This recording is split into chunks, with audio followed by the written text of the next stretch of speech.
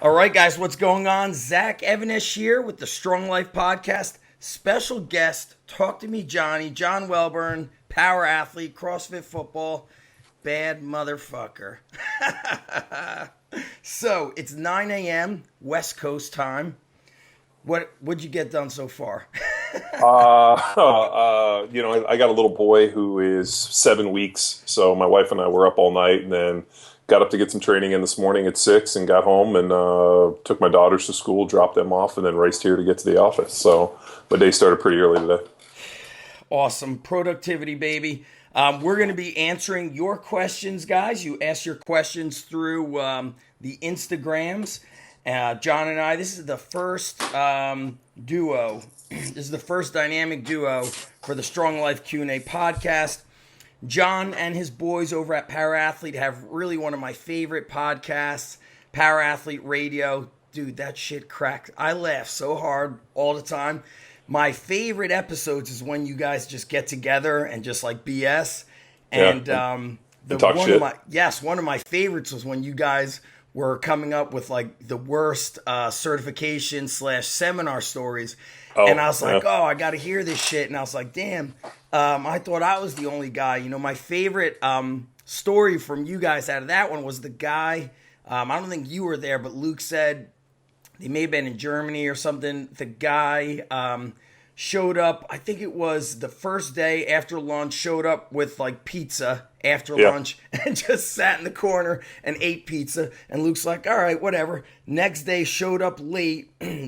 After lunch, disappears, but then he came back when you guys were handing out certificates of completion. He's like, yo, man, where's my certification? And Luke's like, dude, you didn't fucking do shit. It's a certificate of participation. And the guy was like, all right. And it just boggles my mind that there's like these two schools of people. There's people that will just, you know, it's $750 investment to go through your certification. The guy, he's probably like, fuck this, let me just eat pizza and do nothing, right? And then there's other people, they're like, I ain't got no money. I can't really find the people in the middle. Well, we do get a lot of people in the middle, people that come and they get there early, they stay late, they don't go to lunch because they want to ask questions, and they're engaged, and those people really reap the benefits of the seminar. And I try. I'm big on analogies. Coming out of playing pro football in college and high school, like every coach I've ever had was so big on these like analogies and these euphemisms. And I played for Dick Vermeil, and Dickie was so big on these. But what I like to do is actually relate them back to pop culture and movies. One of my favorite movies is The Dead Poet Society with Robin Williams. And they ask like, what is a dead poet? And he made the analogy, somebody that sucks the marrow out of life. And that's what I really when I go and I talk to my coaches about not only getting involved, but also when you go teach a seminar and you look for people at the seminar, you really want to look for the people that try to suck the marrow out of the seminar and want to crack the bone open and really get in there. And those are the people that make it worth it and make it a really rich, exciting experience for a lot of people, where it makes it very organic and very real, and we can kind of go off. And what kind of sucks a little bit is I don't get to teach as many of them as I used to. I have a really good team of guys that travel the world, and they are so fucking good that when I go and watch and even listen, I think, fuck, these guys are way better than me. And so then I got to get up and try to outdo them. And then what happens is this shit just goes off the rails. And anybody listening to this that's been there when I've been there, it's like I got 45 minutes to speak, and like 3 hours later I'm still talking, and I'm like, fuck, I totally fucked up. But people seem to dig it. And that gave Luke the idea for this thing we're doing called Talk to Me Johnny Live. Just because after one of the seminars, Luke is like, seriously, dude, we got to find an outlet for you, because you sitting at home and not talking to people is fucking up this seminar. So why don't we come up with this thing called Talk to Me Johnny Live, where you can invite different people in and just go off the fucking rails and let it just be as organic and interesting as you want it to be. So we've been working on that, but I just love going out and really interacting with people and trying to just give a little bit of knowledge that I have in terms of just my perspective, which I think is very unique. Yeah, I think people love that. I always tell people the same. I'm like, you guys ask me one question and it takes me like 30 minutes to answer it. And you're right. The coaches that would do things like show up a day early at my cert. Sometimes they'd show up and not have a hotel. They'd fly like a red eye in, get to the door at 9 a.m., and then we'd be going through the cert, and then kind of around lunchtime, they'd kind of like softly sneak it out. I ain't got nowhere to stay. And then they're like, I'll just sleep here. I'll just sleep on the gym floor. And it's like, there's a motherfucker who's got the eye of the tiger. You know, those guys, girls are the ones that I would say kind of like the foundation. The key to it is, do you genuinely care? If you genuinely care, it's like the path and the process takes care of itself. Cool, man. So we've got a variety of questions. I don't know how many we're going to tackle. We're going to try to keep this to about 45 minutes. We got a variety. We got, as always, like training, nutrition, some business stuff, injuries, the typical awesomeness. And for everybody listening, there will be show notes over at zachevnish.com. And basically, you know, headquarters for John's site is powerathletehq.com, crossfitfootball.com. But you could really hit everything up from Power Athlete HQ. You got the Talk to Me Johnny. There's forums on there, which are pretty damn awesome. It's a really, like, it's been a while since I've been involved on like an online website, forum, any of that stuff. And I'm in it, dude. I love it. I love Power Athlete. I'm just upset that you guys are on the West Coast. Yeah. Okay. I know, it's unfortunate. Let's crush this. First question coming from Morphin88. He says, this is awesome. How can I avoid injuries? They're painful and annoying roadblocks. So let's hear from you. I mean, you and I have a slew of injuries. So let's try to give him some, like, the short answer. How to avoid injuries. Just stay at home in bed. I mean, you know, if your whole goal is to avoid injury, then I don't know what to tell you. You know, it's kind of like, hey, I want to go out and race my car, but I don't want to get any nicks or any stone chips. You know, if you're going to start putting your foot on the accelerator and start trying to redline and power shift and, you know, just really use your body in a way that it was meant to be used, you're going to get injured or you're going to get nicked up. You're going to be sore. It's just, you know, that's just comes with part of the territory. I don't think you should fear injuries, but I think that as an individual, you should be proactive enough on how to deal with them and really manage them. I had this philosophy early on that if I just ignored injuries, they would go away. And for a long time, I was able to kind of make that happen. And then all of a sudden you get a cascading effect. And next thing you know, you're fucked. And it's always the straw that broke the camel's back kind of analogy with injuries. I was pretty interesting. I always figured my NFL career would end when my body no longer allowed me to do what I wanted to do. And it took about 10 years. And then all of a sudden I got to the point where, you know, I got injured on a Sunday, had my knee scoped on a Monday and came back and played the next Sunday and played fine and, you know, went on and played in, you know, the playoffs and did very well. But, you know, played with a broken leg for 17 weeks. I mean, I had all these injuries. And I was always seemed to be able to continue to do it. And then I got to the point where I got injured and it just couldn't happen anymore. And at that point, I had to really take a step back and figure out why these things were happening and how I went and fixed the imbalances. And that really took me on a pretty interesting adventure in terms of not only how to fix injuries. And I think when people think like injury prevention versus how to manage injuries, there's kind of a dichotomy. I mean, people think like, you know, hey, if I reach supple leopard, then I should be able to avoid injury. And that's just not the case. I mean, mobility is great, but, you know, being mobile in terms of passive range of motion just builds injuries. You got to be strong in active ranges of motion. So you got to be able to, you know, lift weights at full range of motion, challenge posture and position. And then if shit goes wrong, you got to be able to do it. One of the things I found most beneficial for me is chiropractic. Just basically going in and get some basic adjustments. There's a doctor that I go see up in Utah, a guy named Craig Bueller that does activation. It's called AMIT, Activated Muscle Integration Technique, and I send all my athletes to go see him. He's probably one of the best healers in the world. Our other guy out in Arizona is Tom Incledon, and Tom is, in terms of blood work and really being able to fix some pretty amazing stuff, Tom is as good a person that I've ever met in my life. I always joke that, you know, in those old Westerns when, like, the town's getting overrun by bad guy and there's, like, the one dude in the white hat, the old, you know, the gunfighter comes in to save your town. Tom is the gunfighter. People hit me up from all over the world with some pretty amazing problems, and Tom has never not produced in terms of fixing them. So I think being able to put a really good system around you of people that you can go to if things get bad, but also doing daily management. And I know there's a lot of charlatans in the chiropractic, but just being able to find somebody that does some good manipulations that can go in and, you know, work the tissue and just basically make sure you're not fucked up.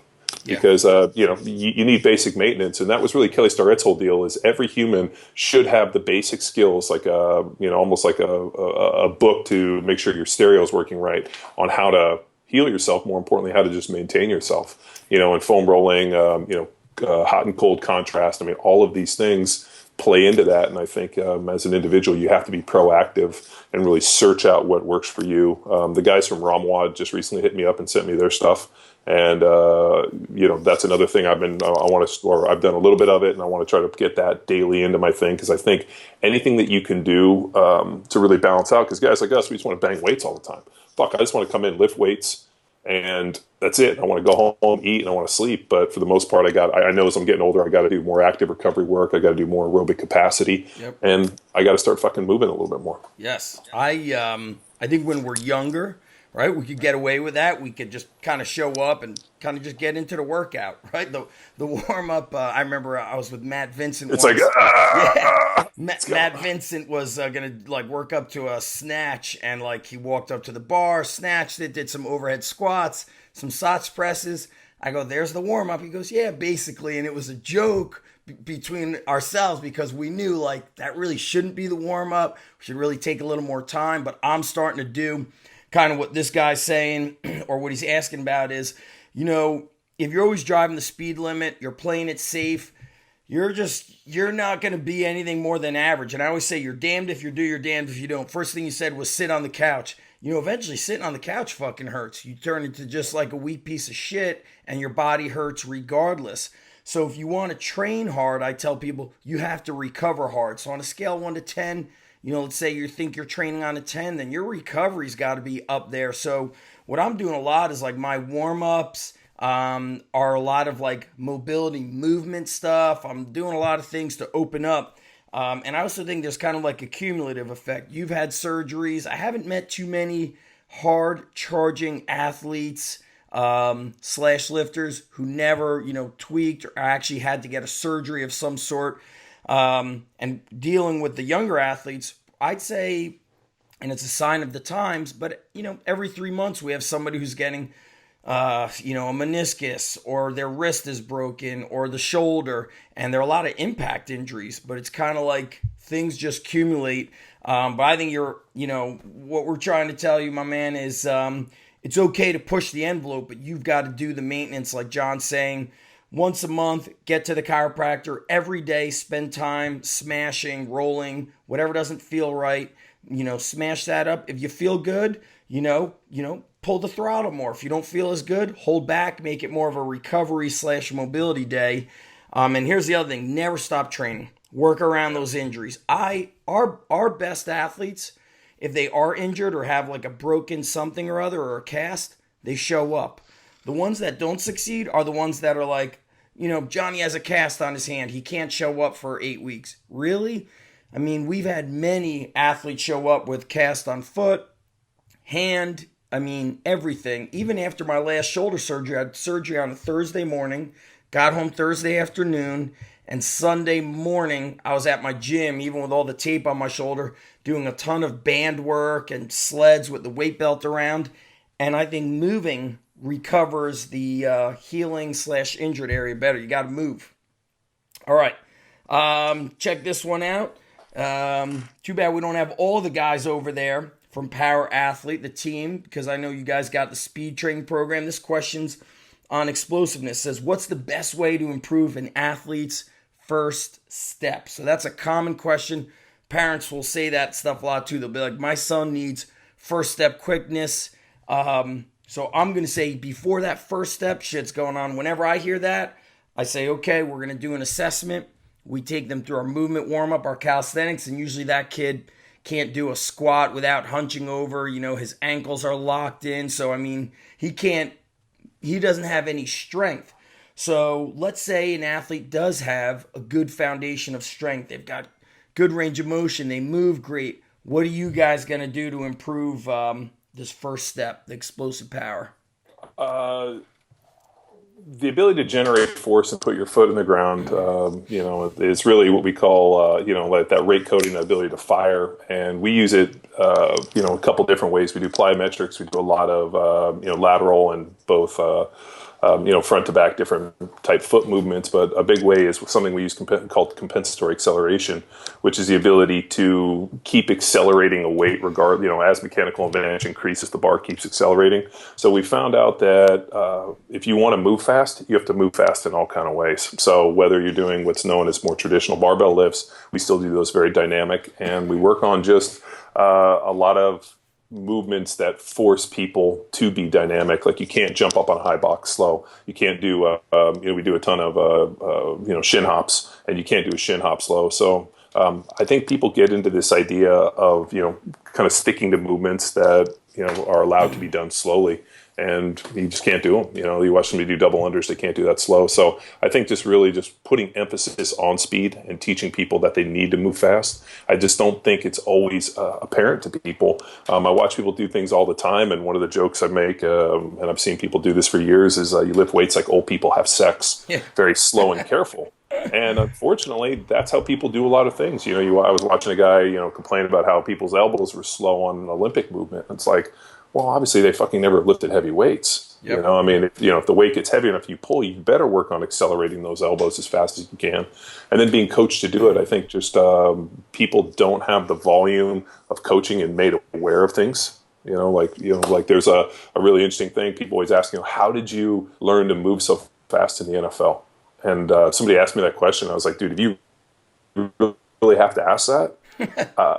You either do or you don't. Like, if I can't move that fast, then I'm not there, and you would never see me. So it's not as if there was some magical thing that the coaches fucking taught to you. All of a sudden you get down in your stance, you're coming up from college to go to the NFL, and that very first play, that defensive lineman gets off the rock like you've never seen, and you either have to make a decision. Either I'm going to move that fast, or I'm going to go home. And there's really nobody's coaching you to move fast. Nobody's coaching you to do anything. So then you got to start anticipating the snap count. You got to start moving with max acceleration, and you got to be able to find a whole bunch of different ways on how to increase your speed. For me, a big one was reactive training with medicine balls. So working on throwing medicine balls against the wall. A big one was, not only doing, tying box jumps together, broad jumps, where we would just, work on, reducing foot contact time. A lot of stuff was, sprinting against bands, resisted running, being real dynamic in the Olympic lifts, and also real dynamic in the squat and the other type movements. So I took this kind of approach that if I was going to do anything, I was going to do it fast. And really that kind of speed permeated. And it was really, not necessarily something that happened subconscious. It was a conscious decision, but it had to be done, or we wouldn't be having this conversation. I would have never got to play in the NFL. If we put in simple terms, you guys always say, train fast, be fast. I'm going to throw in a couple of other tidbits. Because I work with predominantly the high school athletes and middle school athletes, here's some of the things I've noticed. Genetics is going to be a factor. Some kids are just fast as shit, But here's some other things I've learned is that if a athlete starts training with us maybe midway, sophomore, junior year in high school, but all his early formative years, those foundational years, ate like shit, there was shit food in the house, the kid looks like, he could have walked out of a bar, he's got a beer belly. We see a ton of those kids. I feel like it takes forever to make some sort of a transformation and, create any kind of quickness. I mean, we're dealing with a gazillion other things. So that's number one. I feel like if we do have some developmental foundational years, you talk about so much of this stuff with your own twins. Now you've got a son, you're doing a lot of research with that. And I look at little details that I pick up on. So I remember years ago, I was at an event called Junior Day at Rutgers University, where they bring in, I think it was either the top 50 or the top 100 recruits in the state that were juniors. And you see all the tables, all the kids are wearing their football jerseys, and there's one or two kids from each school. And then there's these two tables from Camden, and you played for the Eagles. Camden is right there on the border. And it's like, okay, in Camden, is there a speed school? Is there a strength coach? I mean, but those kids, from all their early years, they're probably playing all kinds of street ball. And they're constantly sprinting, so they build that kind of... Well, they're also competitive, too. That was another thing. I was living in Jersey, I actually had to drive through Camden, and I've actually been to Camden on a few occasions. We actually, part of our deal, this always was a great one. In Philly, we would, at the end of every training camp, we would go build a park. So they would demo and we'd build a park. Nice. And so the funny part is, we thought we were going to do this big charity thing, but it was actually kind of a play for the police, because there were certain parts of New Jersey and Philadelphia where there was a lot of drug dealing, and dealing drugs within a certain area of a park or a school is considered like a big no-no, and the cops can go in and fucking raise hell. So there were strategic places that we went in and actually built playgrounds.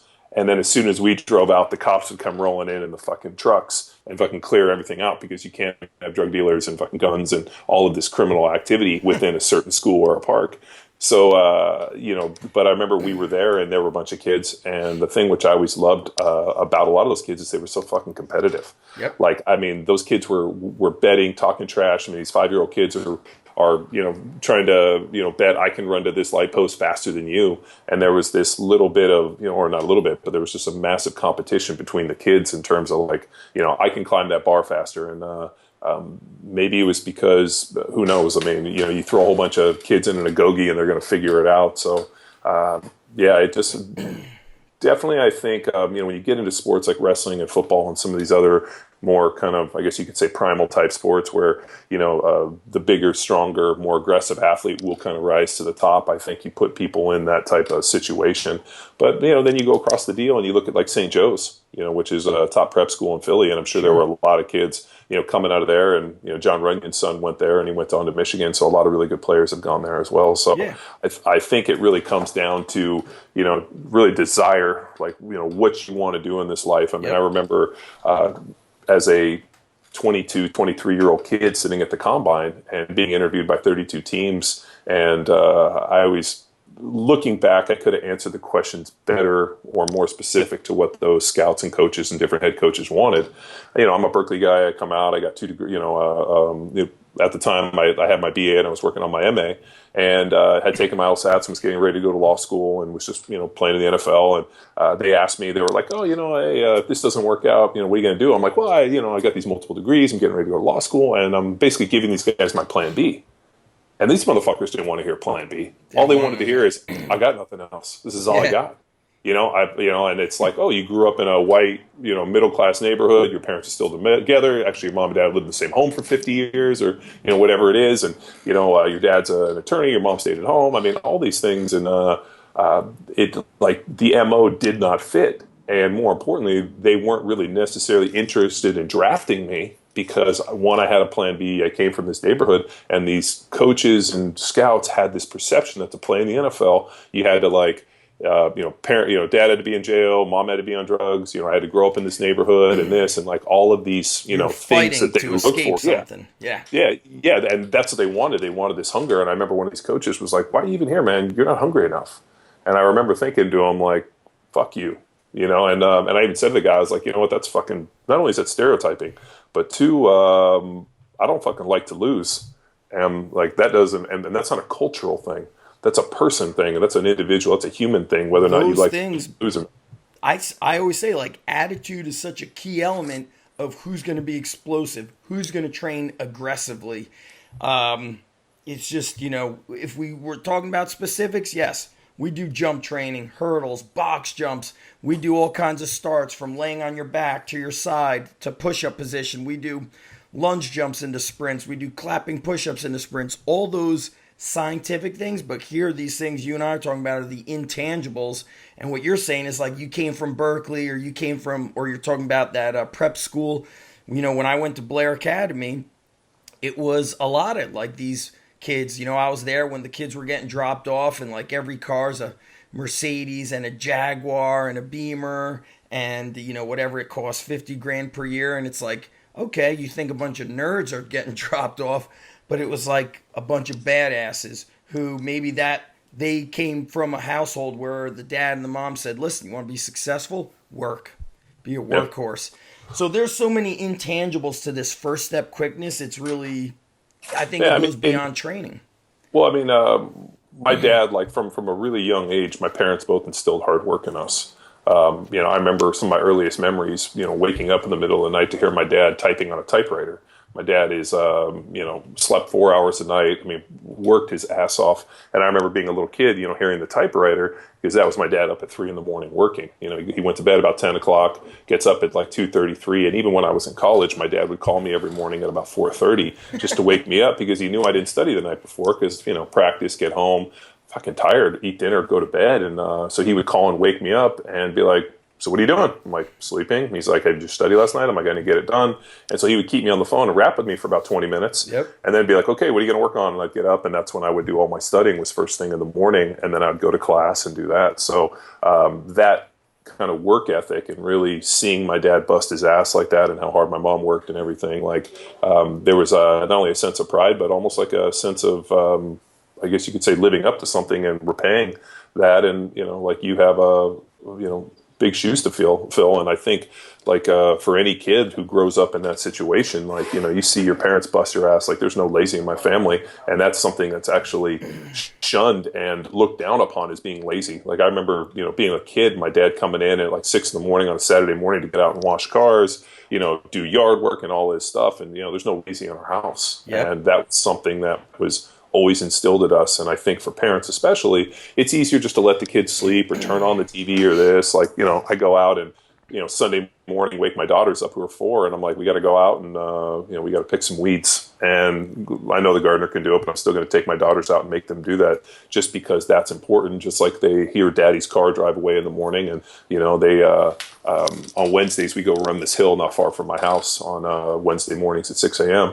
And my daughters always hear the car start up. And so the other day they were like, "Can we come?" And I'm like, "Are you sure you want to wake up at 6 a.m. and run hills?" And my wife laughed. She's like, "I'm going to hear this story when they're like 20. Remember when we were like 4 years old and dad would wake us up and take us running the hills?" Well, yeah, I mean, that's the type of shit that you want to hear, more so than like, "Oh, I watched another Aquanauts," or fucking Doc McStuffins, which is, you can like, create, yes. Like, somebody's normal, like, we have to create normal. That's our normal. And I'm learning, especially now, my son is 7, he'll be 8 very soon, my daughter's going to be 10 soon, that it's okay to be tough on them and have high expectations, but always praise the work. Always praise that they're working hard. Like, I love that you're working. I love that dedication. And they say that your first 7-8 years is a huge time for when your self-esteem is built. So I take that into account, and you're right. Like, it's okay for the work. It's funny that, we get a training question and we're talking about environment. We're talking about work ethic and attitude. I know that's the way these questions are going to roll. This question is like perfect for us. Says, "I'm 31 with 3 kids and a full-time job. I lift hard, but I need something to train for. There's so many great training programs that at Power Athlete HQ provides, but what can I train for other than to try and look good naked? Thank you." And that's from, I like this name, Thunder Mammal. You know what? That might be Luke Summers' code name, Thunder Mammal. Hold on, look. Luke sent me a text message. Let me let everybody know right now that, we're talking about training programs. I connect with these guys on the regular. We're hooking up the listeners with a discount code with your Talk to Me Johnny ebook, which is freaking awesome. And it's 10% off. The discount code is simple: underground in all capital letters, and pahq.co /PA.nutrition. So he's got the 10% on nutrition protocols, 10% off of the Talk to Me Johnny ebook. And I will have to, I'll link that up in the show notes. Okay. But this guy, I'm going to say this before Johnny gets into it. You're 31, you got 3 kids. On the screensaver of my phone is a photo of my kids. That is my why. That's my why. Like, I always in my brain never want to be unable to carry my kids. I want to be strong for my family. And I know that's a real general term. And then also in my forefront of my mind is I have a fear/hatred of weakness, like excuses or becoming quote unquote normal, or when I'm at at a little league game and it's cold out and all the guys are like, get me my jacket, get me my hat, honey, get me my gloves. And I'm like, fuck that, suffer right now and just fucking enjoy the cold. Like, I don't want to become normal. So every workout, you've got to look at it as a father, as it's your duty to be strong as a father. And also, don't be a normal fucking guy where, like, you know, oh, my son kept me up all night, and now you're crying about it. You're like, yeah, my son was up all night. I'm a father, and now I'm gonna fucking train, and I'm gonna go kick ass with training, go kick ass with business. It's terrible. Like my wife and I got up this morning, and she looked at me, and this is about the fourth night in a row that he's been like fussy. Like it's pretty funny. My son is by far the loudest. Has the loudest gas of anything, of any little thing I've ever heard. Like, he like blows it up. I'm laying in bed and I can hear him. I'm like, geez. I like joke with my wife. I'm like, geez. And she's like, dude, you know, like it's him. So he's still sleeping in our room because he sleeps in his little bassinet because, you know, he eats every 3 hours, and, you know, the milk lady's got to be there for him. Cause my wife breastfeeds. She breastfed our girls exclusively for 6 months, twins. So my wife is a savage of a different order. And but, you know, we get that question so much, and like so much so that I actually had a tagline for Power Athlete for years, which is, what are you training for? And I used to ask people all the time, be like, I don't know what the fuck I'm training for. I need you to help me with the training for. So I had a pretty high level CEO that actually we designed the Grindstone program for, pay me to design goals for him, and my goal for him was to be the strongest, leanest CEO in America. And I also wanted him at age 43 to be able to walk into any CrossFit gym all over the country, because he had 700 different offices all over the country. He could walk into any one and straight up shark anybody in that place. So I wanted him to be completely able to do that, and that was a great training goal for him. For me personally, I have a lot to teach my kids, and I don't want to pay anybody else to do it. Like, case in point, like my girls are going to learn to ski this year, and I haven't skied. I mean, I started skiing when I was 2, and that was something I loved to do. And then when I was about 20 years old, we went skiing, and I think I was out snowboarding, and I fucking blew myself up, dude. I thought I busted my wrist. And I remember thinking, like, fuck, I'm going to stop skiing and snowboarding until after I'm done playing football, because I can't get fucking hurt like this. Yep. And so I didn't think that would go on into my mid-30s. And so now, like, my daughters are wanting to go ski, and I'm like, okay, well, I'm going to have to go out and teach them to ski, so that's something I got to be in shape for. The big one is I like to hunt, and I like to bow hunt, so being able to be in shape to be able to go do that and be durable. And you talked about being strong. Big thing for me is I want to be durable enough to be able to go do anything.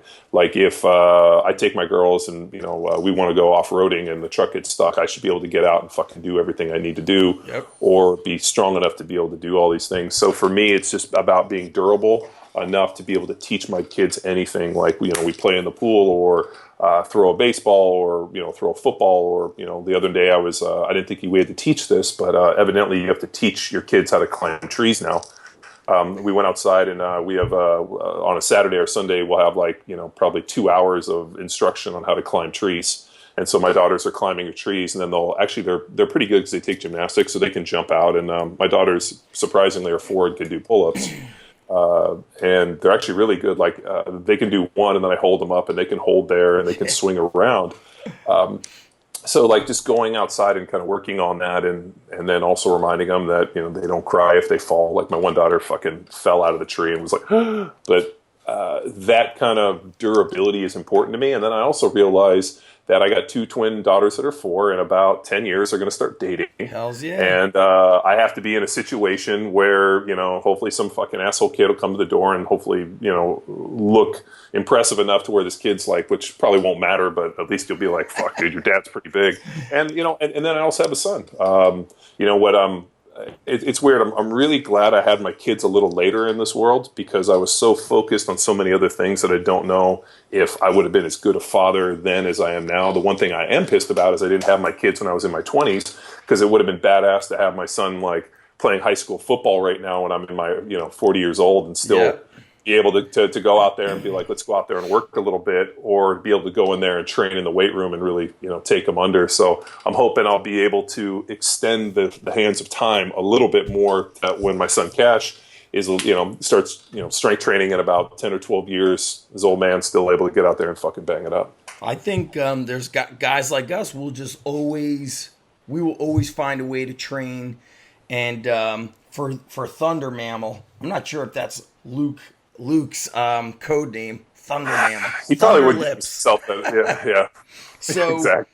you've got, you got to find your why. Like if you're own kids, that's it. That should be your inspiration to be strong, to be fit. I know Grindstone that's a twice a week program or 3. No, it's based on, it's kind of a flexible program in that I write it for an entire week, but it has 2 mandatory days, 2 That's recommended days, and then 1 optional day. So it can be as little as 2 days a week, or it can be as much as 5 days a week based on your schedule. Yep. And what my client needed is he needed like flexible days to where, his work might be like a Thursday trip through like a Sunday, and then Monday and Wednesday are his training days. And so he would hit like a Monday and Wednesday, and then he'd have like Thursday and a weekend. And so I wanted kind of a cascading flexible program. And so for him, I just wrote it like A, B, C, D, and then he would look at it and he had an A day. But with the system we have in Train Heroic, I can't do that. I actually have to schedule them on days. Right. So at the beginning of every cycle, I'm like, this is a flexible program. And then I get some fucking email about somebody who, of course, doesn't read the directions. It's like, but what if my training days are Monday and Tuesday? You have it on Saturday and Sunday. I'm like, well, then fucking do it on Monday and Tuesday. Too much worrying about the shit that doesn't matter, I think. Well, I mean, we run into all the time. Like I got a question today where something I wrote where like it was like the last set, go for max reps, and the guy like asked all these like kind of really like, was it max reps of this and this? And I was like, yes, just fucking put a weight on the bar and squat it for as many times as you can. And like, if you can do 1 more rep, that's your rep. And if you fail at that one, then it was the one before. Yep. Like, I don't care.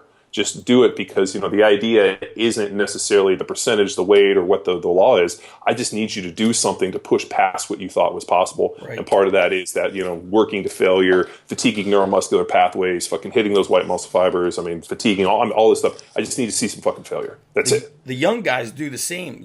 When there was a time where I was saying often for our athletes on body weight work, or let's say I'd say go sub max. Sub max means 1, maybe 2 reps in the tank. Then they would do a set, and I'd be like, dude, get the fuck back and do more. And I'm like, you just did 7 more. So you actually stopped like 50% shy. I go, you have to challenge yourself. You have to go into that pain and fatigue area. You can't, sometimes they feel and they're like, so, for Thunder Mammal as a father, come up with something that's going to fire you up. But I think just look at your kids, and would they want dad to be weak, lazy, not weak physically, but also weak emotionally? And no, they would not. I look at, like, a lot of times my daughter plays tennis right on the front of we got a 2 driveway garage, and I put a barbell there, a set of rings, a set of center mass bells. But I'll be like deadlifting. And this one day I was like deadlifting, and she was playing tennis, and I dropped the bar. I was like, ah! And then she just stopped and looked at me with a smile. And I was like, wow, like she really admires that I'm like kicking ass in there. And I was just like going to town, like ripping barbells. Dude, and they that's so important. That my client who I was referencing early, he had us come in and design a custom gym at his house. And then we found a trainer to come to spot him at 5 a.m. and do my program, which I always thought was interesting. And I asked him, I was like, why not just fucking go to a gym? Like, you could do this thing. And he's like, no, I want my fucking kids upstairs asleep, hearing me down here fucking killing it. Like, I want them to hear the clank and the bang and the fucking dad grinding. He goes, I want them to grow up and know that, not only has dad built this fucking enormous company, successful, all this, that, his wife still makes all of his meals. So his wife stays at home, she cooks, makes all the meals. I was like, well, let's meal prep. He's like, no, it's my wife's job. He goes, I want my kids to see that fucking normal deal. And he also said, a big thing too is coming home to dinner. One of my neighbors is a super sharp dude, Harvard grad, lawyer, and he was reading, or he actually referenced a study I went back and found that families that sit down to dinner at least 4 nights a week, where they have like some normalcy, sit down to dinner, and they're like no TV on, parents talking, this interacting kids, like the kids have like 100% chance to not be fucked up.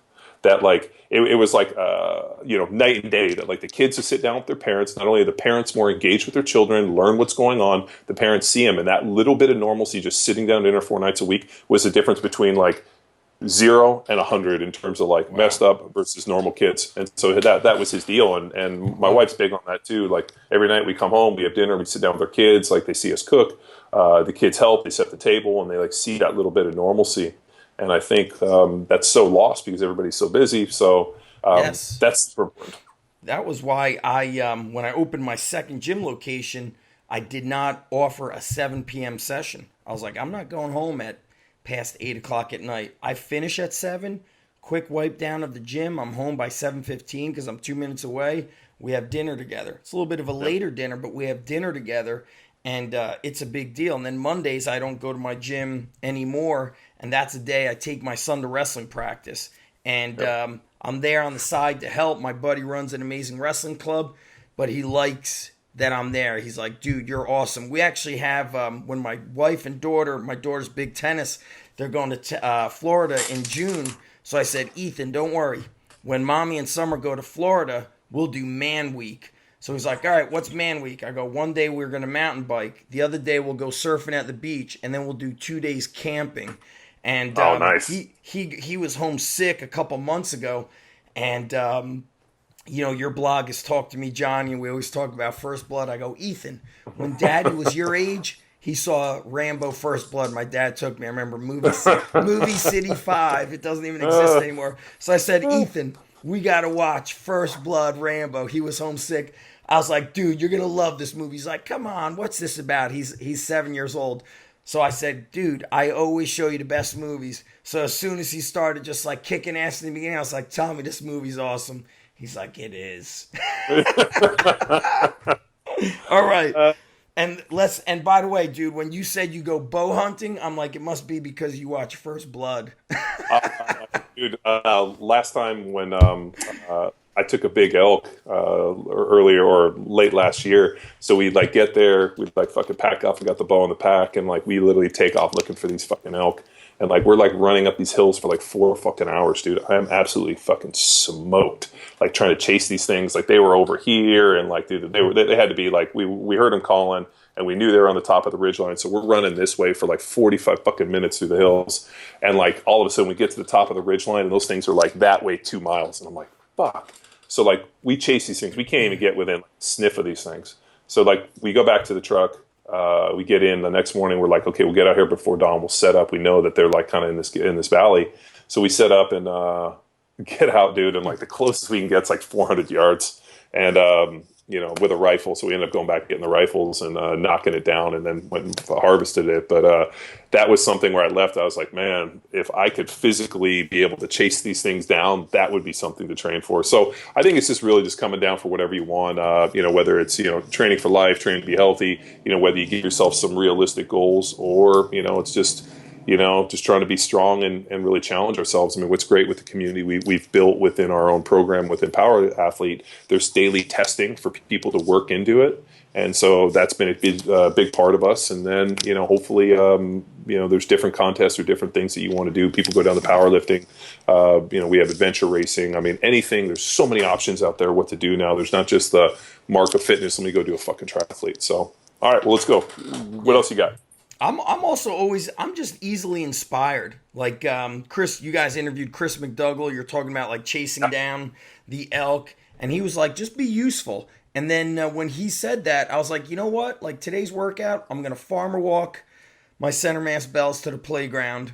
Probably must have been easily 300 meters away. So I farmer walked and rack walked and got there, and then I did squats, push up, and recline row on the playground. And then I carried him back. I'm like, I'm just gonna be useful today. And then I sprinted, and I was like, I'm not gonna do any cleans or any of that stuff. But I just thinking in my head, be useful. And he was talking about, and his book, Natural Born Heroes, is like, it's fucking hard to put down. Like each story, you're like, oh my god, this guy's like, he's running, they're eating these weird foods. All right, let's see what we got next. I'm going to skip around a little bit. This is a cool question. It's from Seth Adgate. He goes, if you guys were going to open a gym together,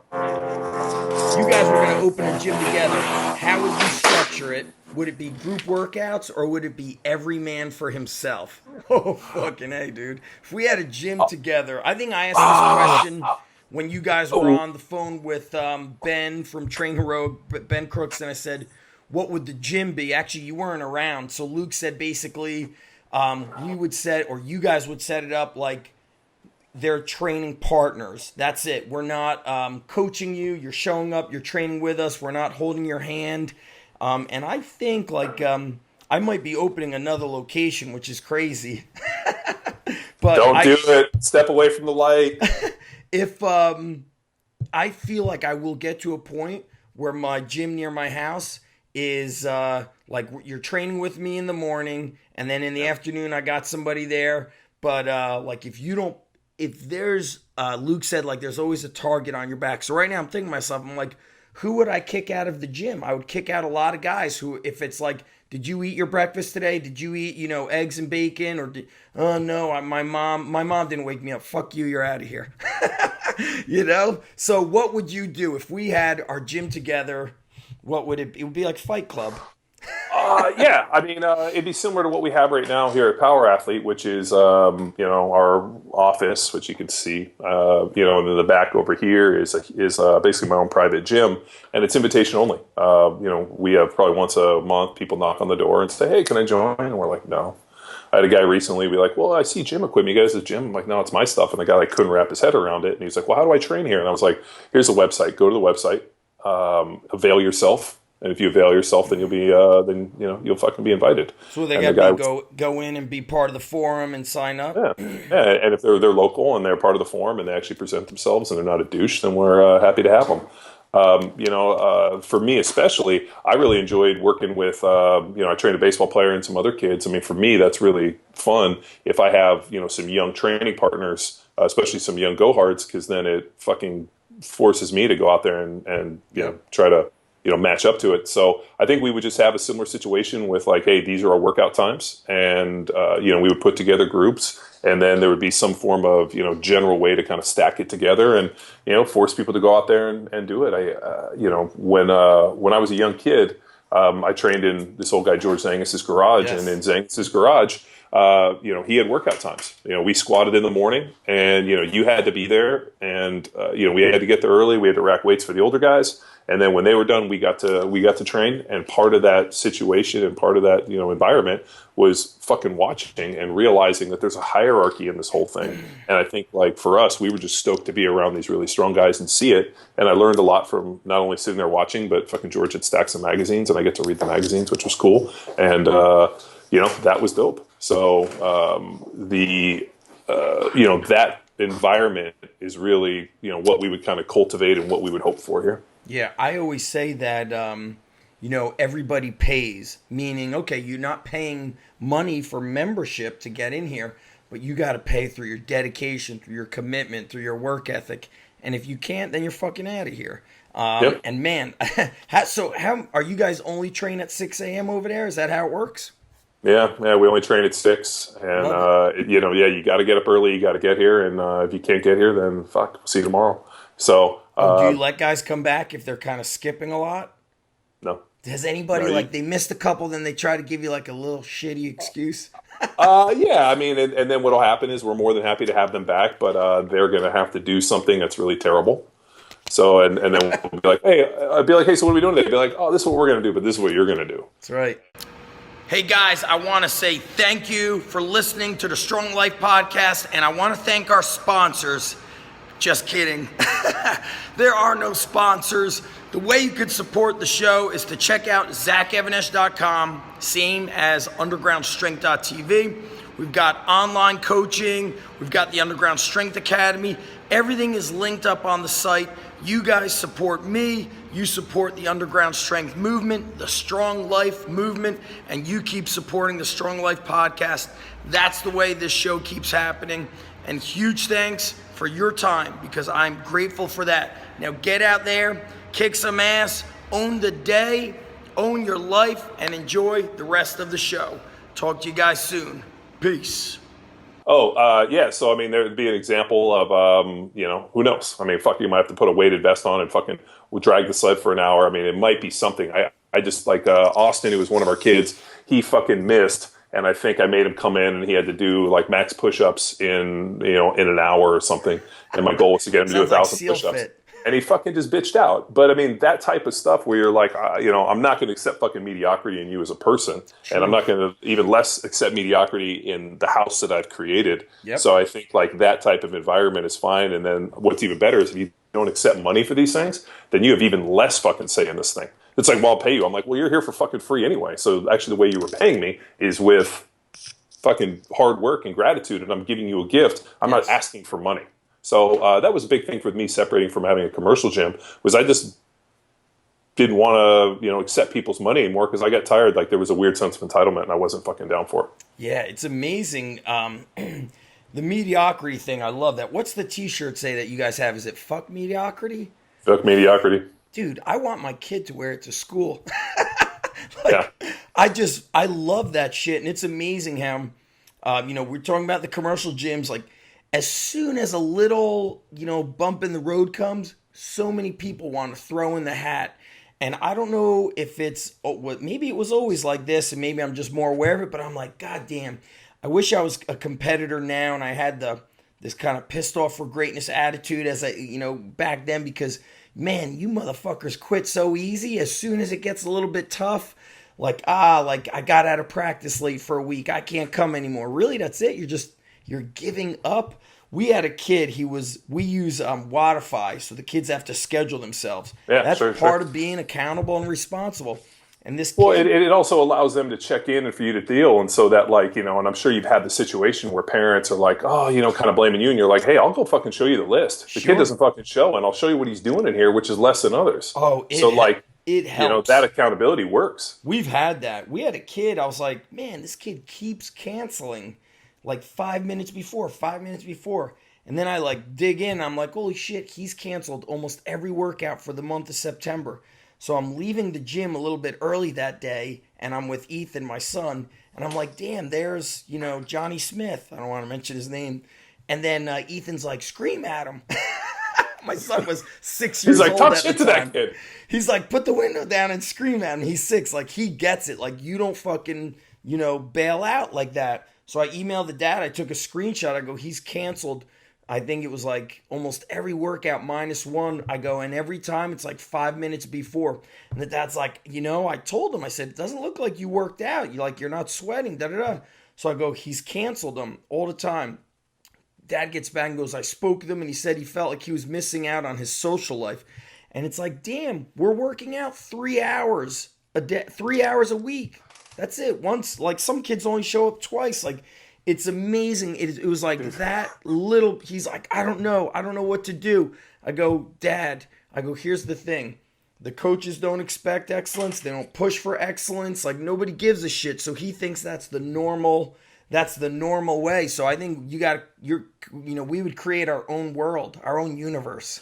Dude, one of my good friends in high school was an incredible football player early on in high school, and then all of a sudden, like freshman year, sophomore year, we go up and we play on varsity, and then all of a sudden he stopped showing up for practice, like just wouldn't show, and and this guy was like a fucking stud, like he was like 6'4", 190 pounds, this like 15-year-old kid. I mean, dude, he was huge, and was like would have been a beast, would have gone on and played in college, no doubt. I mean, he was way bigger than me, way stronger, better football player. And so I remember being like, dude, his name was Brian Moore. I was like, Brian, why don't you show up to practice? And he's like, this, and he named her this girl who was smoking hot, and he goes, we started dating, and her parents get home at like 5 o'clock from work, and so we basically go over early and knock it out, and it kind of coincides with football practice. So I basically chose to go fool around with this girl and then go to football practice.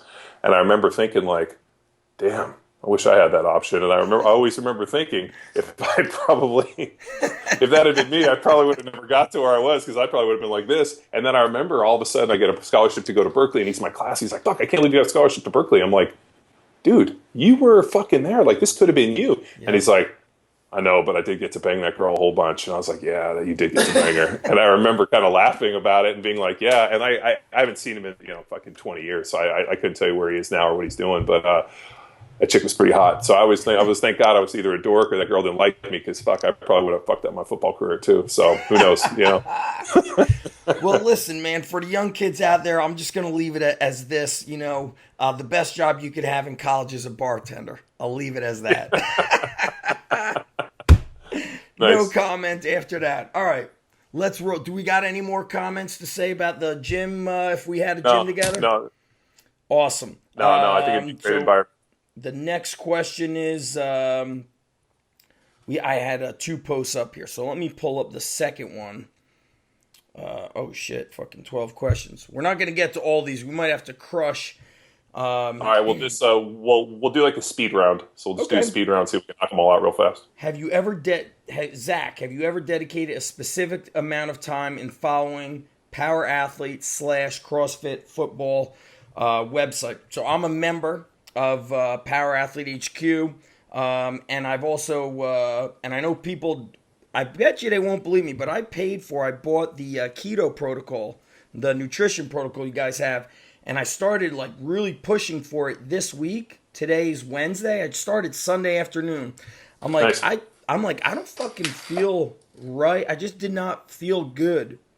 I feel fucking good. I'm like focused. I train every morning right after the kids. So yes, that's your site is probably the site I spend the most time on. I don't really go to too many websites anymore.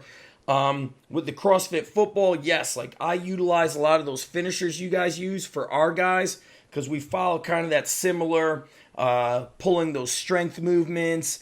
I like to do a little bit more couplets, but we do those heavier finishers because it just falls in line with what athletes need. So yes, I do follow both. It's probably my favorite websites because you guys got your shit together. Thank you. That's awesome. It's not, it's not fake. All right, next one. This is an interesting one.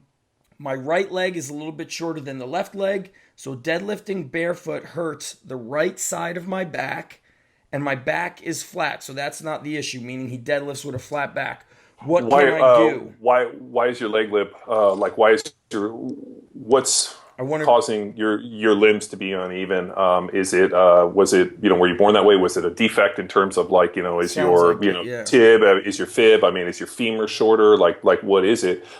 Because if you go to the chiropractor, they'll actually measure leg length. And this is something that I've dealt with where all of a sudden your hip gets tight and what happens is the leg gets shorter, it gets pulled up into the hip capsule. Yes. And so there's some manipulations that can get done through the chiro and going to the osteopath and doing some things that are actually will help with leg length. And when I was in Philly, I saw a pretty good osteopath, and he used to do some different manipulations and could fix my leg length pretty good. Just understanding why it's happening. Is it an injury? Tight hip capsule. Why is it drawing in? And then how to kind of fix it. My leg length's a little off because when the guy did my ACL, when he fixed my ACL, he fixed me to 0, whereas my other knee naturally hyperextends a little bit. Yep. So when I stand up and back, 20 plus years ago or 15, 18 years ago when they did my ACL, that was the standard. What they knew is that if your knee doesn't hyperextend, you're not back as a knee, then you're less prone to tearing an ACL. So they figured they were doing you a favor by setting it to 0. The problem is then you have asymmetry and it's fucking awkward.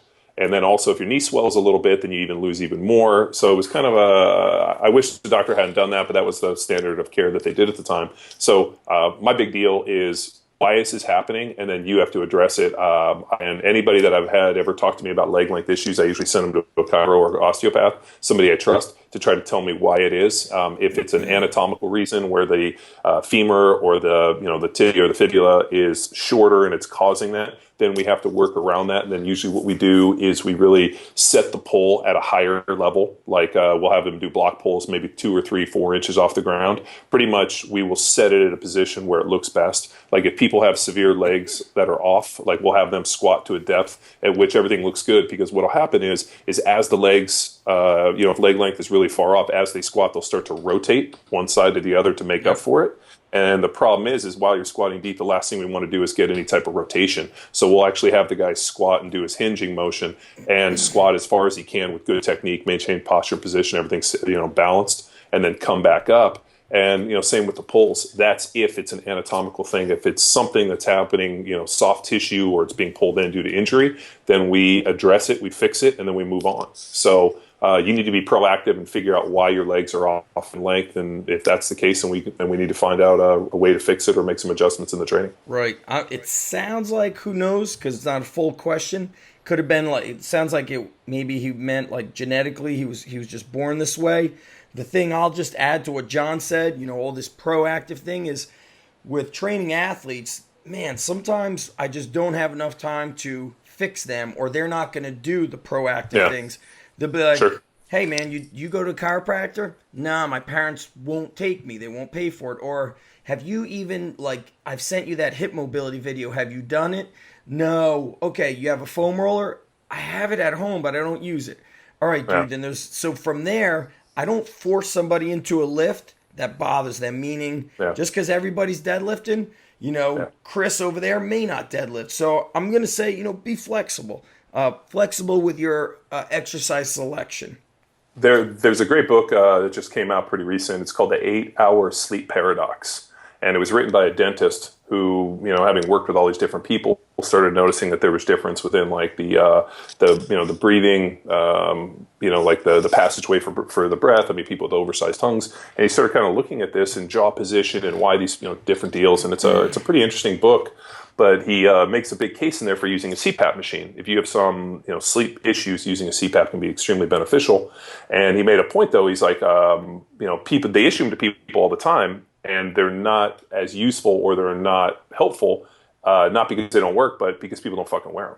So it's like you can have the best technology, you can have like the most amazing thing at your benefit, and if you don't use it, it's wasteful. Yes. And he talked about the reason most people fail with a CPAP is that they are never effectively trained. It's like, well, I just throw it on and go to sleep, and it's like there's a little bit of training that has to go involved in terms of using the CPAP. So that's just an analogy that if you have a foam roller or you have these things available to you and you're not doing it, then who's to blame? And right.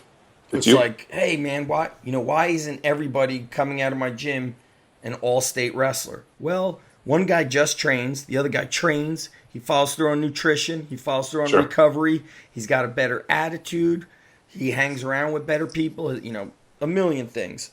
Okay, next question.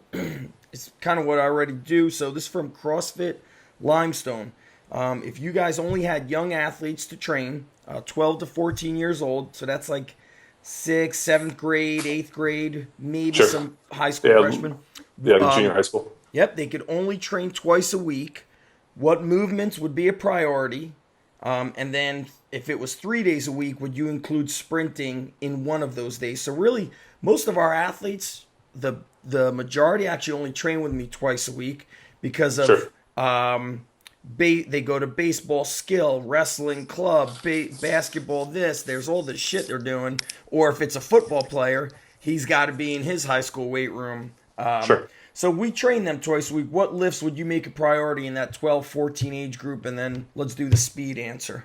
I would have them definitely squat. So their program would look like a squat and a press, and then they would probably do a pull, like a deadlift and a bench, and that would be my forward. And then they would be pull-ups every day. So I teach them their body weights would be pull-ups, dips, and probably push-ups, and they would probably do those at least twice a week. So I would teach them to squat, and they would press, or a standard overhead press. And then bench and deadlift would be my forward, or would be my 2 days. And then 1 day a week, I would teach them to sprint. That would be like sprint mechanics and actually sprinting. And then the other day would be probably pushing a heavy sled, which is, I was at a conference that Dave Tate put on for Elite FTS, and Joe DeFranco got up and gave an interesting talk on, what he called his pushing of a heavy ass sled.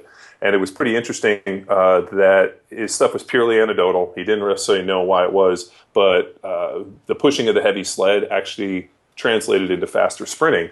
And he kind of like it was pretty funny because he what it came down to was he doesn't really know how to teach sprinting. Yeah, like he doesn't know sprint mechanics. And what he found though is that if I can get these guys to push a heavy ass sled, it teaches them proper angle and how to lean and how to push and how to drive, punch, and hammer and all these things that we teach in our sprint mechanics. And so it was pretty hysterical. He got up there and he's like, I'm not a sprint coach. I don't really fucking know it. I can have you do all the drills, but I don't understand the nuances of this. But I'm not going to limit my athletes based on what I don't fucking know. I'm not Charlie Francis, so I'm not going to teach it.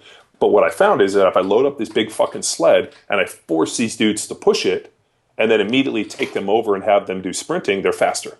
And it's the idea, it's the overload principle that I'm going to literally overload the central nervous system with some form of heavy load, and then I'm going to immediately trans over, and it's PAP training, which is, I can't remember what PAP, it's, I'll think of it here in a second, but the idea of basically, fatiguing neuromuscular pathways, overloading the central nervous system, and then forcing somebody to do dynamic movement really, is a phenomenal way to train, and that's all he was doing. He was push a heavy fucking sled and then put these guys on, and they were all faster. Yeah. And, I know the physiology. I know why it works. I mean, and like it's something we've used. And hear him get up there and be like, "I'm not a fucking sprint coach," but I knew at these combine kids that if they pushed a heavy sled and they sprint, they ran. So I would involve some form of heavy, like some form of heavy sled, and I would make them sprint and run. But a big part of the running is actually teaching a series of arm swing, high knees, different techniques because. And I've told the story recently, was I was always pretty fast. And then all of a sudden I grew and I was about 10 or 11. And I remember I wasn't fast anymore. And I was a beach kid and we did this thing called Junior Lifeguards, which was this training program on how to be a lifeguard. And so like you grow up from the time you're 9 years old. Yeah. So like I was so fast in JGs, like on all the runs, the swims. I mean, I was one of the fastest kids. And then all of a sudden I hit like 11 or 12 and I was fucking slow and it drove me crazy. And I talked to my mom and I'm like, Mom, I used to be way faster. Like, I don't know why I'm slow. And I had grown. And I remember telling my mom, like, I need to find somebody to teach me to run because I know if I knew how to run better, I could be faster.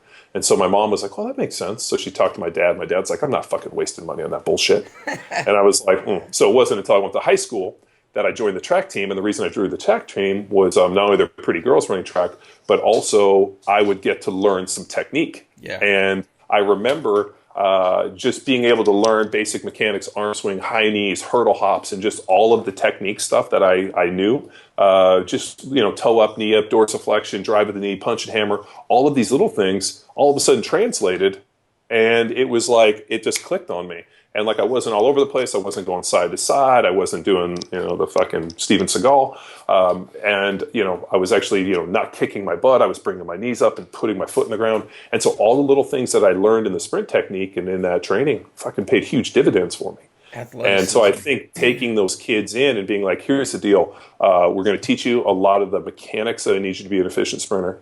I'm going to have you do, basic barbell work. So we're working on that, rate of force, strength development, building a nice long base. And then for a lot of the overspeed stuff, I would have them push heavy sleds, which I think are actually more beneficial than the overspeed stuff we did with bands. So we did a shit ton of bands in high school and college in terms of how to do overspeed. So one guy hooks a band to another, He takes off sprinting, and then you run, and it allows you to go. They also do downhill running. We did a lot of that too. I think that the pushing of the heavy sleds is more beneficial than that. So that would be something I would add in. Yes, so I train a ton of these, and I'll tell you this. So from also teaching at the elementary school, the middle school, the high school, what happened to you is I see that all the time. The boys start going through puberty, they start growing, they lose that relative body strength especially if they don't continue to do athletic skills. So they lose it, and then they I don't want to say reclaim it, but then it's like they start evening out their relative body strength when they get into high school. So you'll see sometimes chubby kids, 6th, 7th grade, then midway into 8th grade, they start leaning out. Their body starts to grow. Our 12 to 14-year-olds, we don't really do much barbell work unless they've got a real good foundation. So we do a ton of we will squat, lunge, deadlift, but we'll use kettlebells. We'll throw medicine balls. We will do sleds every day. I think if like our warm-up that we do with our athletes, I'm like, if that's all we do, and then we throw in like a dumbbell clean and press, a farmer walk, and some pull-ups, like we have ass kickers, plus the sleds. So our warm-up it's all the movement prep. So they'll do some of that sprint work. We'll sprint them, very short sprints all the time. They'll do, one-arm kettlebell carries. They'll do cartwheels. They'll do bear crawls, lunges, split squats. So our warm-up is kind of our foundation. And then once they get into that mid-8th grade, if they've got the stability and strength, then we'll do like what you're saying. Zach, dude, I needed you. Dude, I was in this weird awkward, and I just actually remembered. I've never told anybody this story, but I was pretty fast when I was in 6th grade and even in 7th grade. And then all of a sudden I grew and I was slow. And I remember we had to do like timed runs every week. For part of our grade in PE. Nice. And I remember I got like a D on my run, and I'd always been like A's. And then I was fucking so mortified that I was going to get a bad grade that I asked the teacher, I was like, is there an extra credit or something I can do? Nice. And the teacher was like, well, after school, I have makeup runs, and I'll let you run extra after school for an extra grade to help even it out. Wow. And so so I would do the timed run, and I remember that whole year I got like C's and D's on my runs. What was it, a mile, a 400 meter? Oh, it was different ones. We had one that was called Agony, which was probably about 800, and it went up a hill. So it was about 850 Agony. meters. And then there was another one. It was just called Agony Hill. And then we had a time mile. So we had all these different runs. There was Sounds four like Andy runs. Stump was your teacher. So we had four runs, and they would rotate like for the whole school year. So you had one of four every month, and I would run that. And then after school, I'd tell my mom, I'm like, hey, I got to stay late because I was too embarrassed to tell my mom that I failed fucking these runs and I was going to get a shitty grade in PE. Wow. So I would run after school to try to get extra grades, and then that way I didn't have to explain to my mom that I got a fucking C in PE because I was so embarrassed. Damn. And like that was seventh grade, and then by the time I got to eighth grade, all of a sudden I got faster again. Yep. And I didn't have to do that anymore. But I remember like the thought of having to come home and give my mom a report card with like anything other than an A in PE was so fucking embarrassing. And when I was like 12 years old. I mean, shame is a tremendous motivator, and I wonder that, but I always think, like, how many kids at 11 or 12 years old were too embarrassed to get a bad grade in PE, so they did extra running. I mean, kids today would probably be like, fuck it, but for me, I was like, there was no way. I mean, my mom would have fucking flipped out. I mean, she'd been like, PE? You fucking failed to get a C at PE? What the fuck is wrong with you? Like, and if you know my mom, and anybody who's ever met my mom that might be listening to this knows exactly why I did that, but, like, that type of, that was just how I was. Like, I remember telling the teacher, I'm like, is there anything extra? She's like, wait, you come around after school. I'm like, I'm fucking in. That's awesome. Nowadays, the from what I understand is like teachers and coaches, they're afraid to push the kids because of backlash from parents, backlash from administration. My mom, it was firmly, the only time my mom ever got on an administrator's ass about me was I got into a fight with an older kid, and we got taken to the principal's office, and they were going to suspend me and all this shit. My mom walked in and goes and talks to the principal, comes out, and she talks to me, and she's like, so what happened? I told her, and she's like, well, I'm never going to be mad at you for fighting. I kind of was like, oh, and she goes, I'm just going to be mad at you if you lose, because I don't like losers. So if you lose, you can't come home. Nice. And my mom looked at me stone-faced. Anybody knows my mom knows she's not fucking around. She's like, we're not losers, and just know you can't come home. So I was probably 11, 12, 13 years old, somewhere in there, and I remember being like, okay. And she went in there and told the administrator, she's like, I got it handled, fucking do your job, I'll do mine, and we went out of there. And I remember ever since then, anytime I ever got in any trouble, or like if I ever got in a potential, there was going to be a fight, I remember thinking to myself, fuck, can I win this one? What if I lose this one? I can't go home. So I like kind of picked my battles a little bit. I'm like, I fought from the time I was pretty young, starting in, martial arts and also in boxing.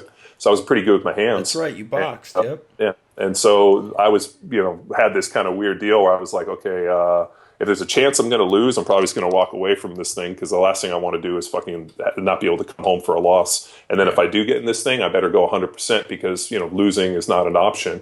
So, and that's the way I was raised. Good. I mean, losing was not an option. Coming home with a bad grade was not an option. So, because like there was never anything kind and gentle, there was never anything where like, no, it's okay, next time you'll get them. Like that was not how we were raised. Your mom taught you the fuck mediocrity. Yeah, well, that's a big part of it. So like when I go on, and I remember Andy Reid asked my mom one time, saw her in the tunnel, went over, and it's like, Jesus, I got to ask you, you guys seem nice, but why is John so generally pissed off? Like he doesn't take shit off anybody. I've seen him fight at the drop of a hat. I mean, fucking late hits around the pile, fighting these dudes. And she's like, I just, extremely, not necessarily short tempered, but like, just very hard-lined in that, fucking you look sideways, we're going to go.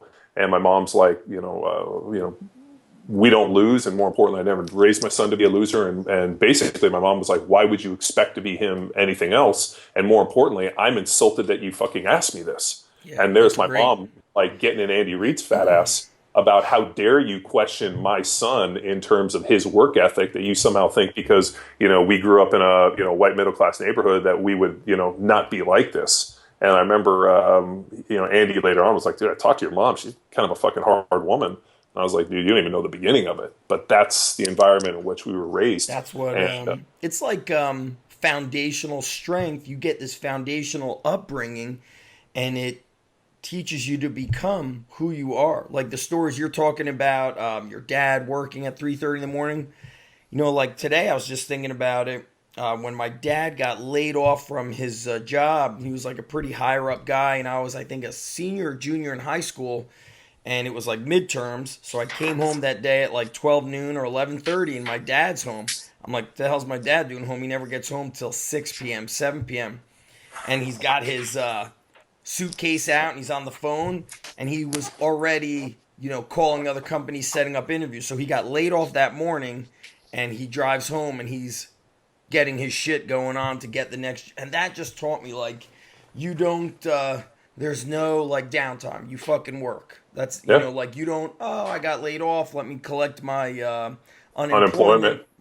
Like, no, you fucking work. I mean, I never even knew there was such a thing. So let's close this out. Let me I want to remind everybody the coupon code that Luke sent over. So first of all, the website is powerathletehq.com. Yep. And let's see, we've got 10% off all your nutrition templates. I bought the keto, but you guys got bulking, you've got a leaning. Is there another one or? Yeah, performance. So yeah, we'd say different people looking for different things. Like we get a lot of people contacted us about the ketogenic diet because we had a lot of people like Ken Ford, Martin Pasquale on that were masters of the keto, and I found a ketogenic diet is not perfect in terms of performance, and it's not most ideal for trying to put on muscle.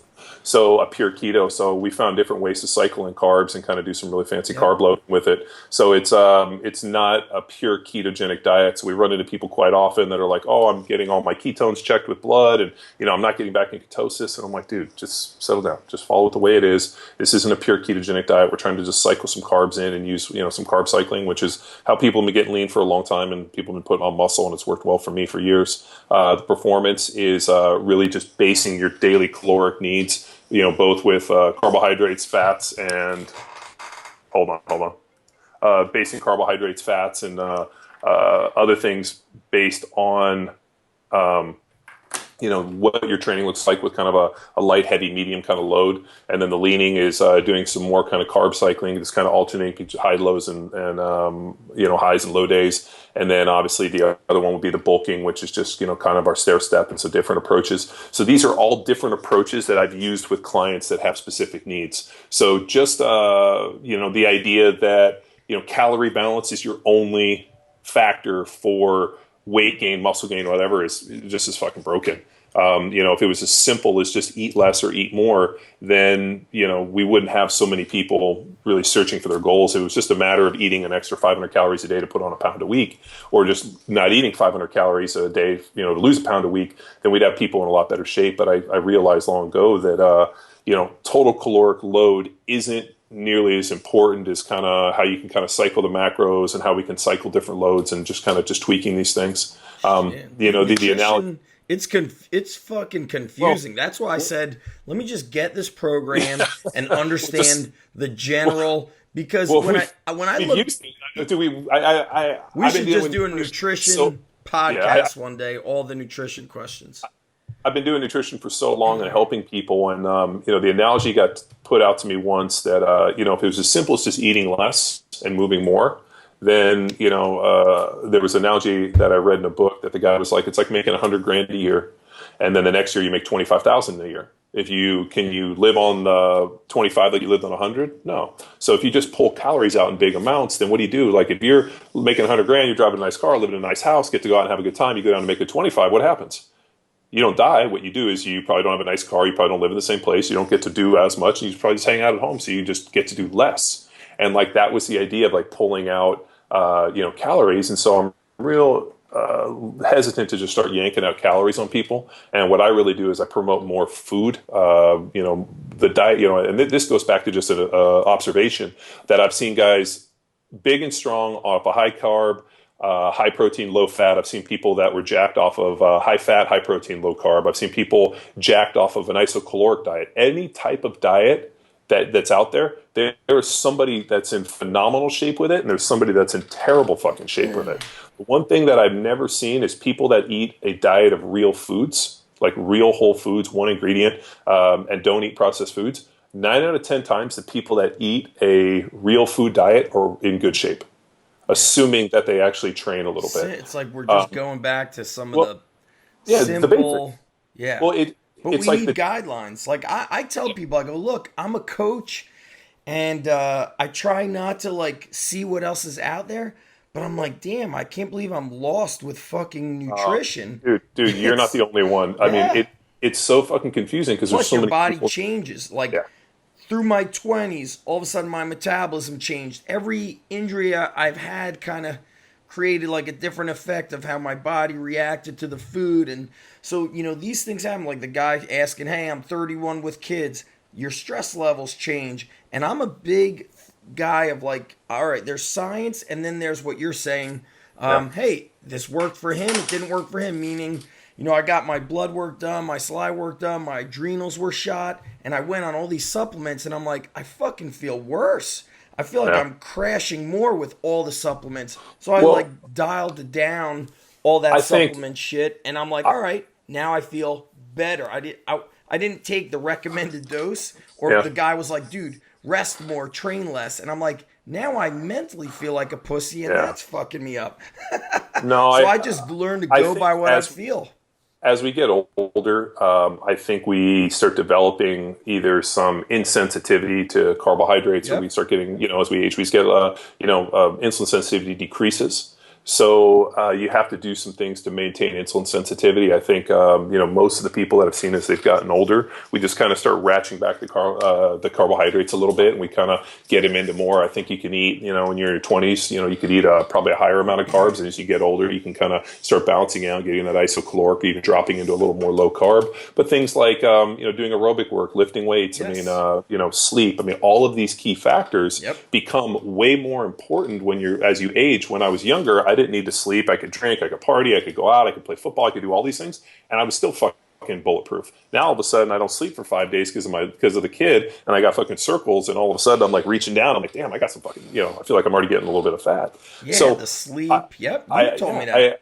I think you got to just but not just sleep more, but having restful sleep. That's the thing I'm really getting to. What I read in this 8-Hour Paradox book is, the 8-hour prescription is great, but is the sleep meaningful? Is it restful? Is the sleep quality sleep? And so that's where things I've been playing with like the CPAP, and also Doc Parsley's sleep cocktail and magnesium, and trying to figure out like a cool room and a good pillow, and then like what's the most optimal sleep position. If you lay on your back, are you more to like drop your chin, which will close your airway, opposed from laying on your side, and like doing some like there's some apps that can record sounds so that you can hear when you're making noises and see how many times you wake up. I mean, there's some really interesting things on, having to learn about sleep. And I fucking hate the word hack.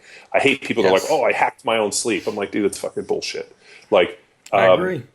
Are there ways to increase the quality of what you're getting? 100%. Right. But why are we hacking? I feel like, why the fuck should we hack? Why can't we just be healthy? Like, what the fuck is the hack? Well, the idea is that...